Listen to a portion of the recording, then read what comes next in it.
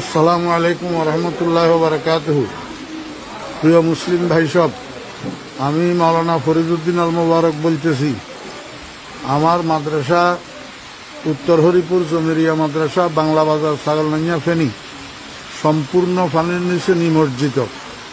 মাদ্রাসার tin set ঘরগুলা দেখতেছেন আপনারা, সম্পূর্ণ পানির নিচে, এবং রান্নাঘর পানির নিচে, মসজিদের ভবন এবং মাদ্রাসার ভবন নিচতলার প্রায় 65 পানির নিচে।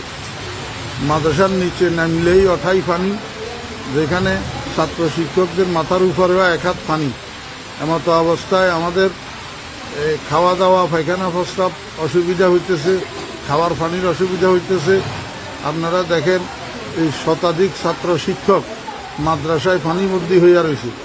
এই অবস্থায় হৃদয়বান মুসলমান ভাইদের এবং বিভিন্ন স্বেচ্ছাসেবক সংগঠনগুলোর কাছে আবেদন, আপনারা মেহরবানি করি এখান থেকে আমার ছাত্র শিক্ষকদেরকে উদ্ধার করেন। ছোট ছোট বাচ্চা এগুলা সাঁতরাইয়া যে রাস্তা পর্যন্ত যাবে এমন এই অবস্থা নাই।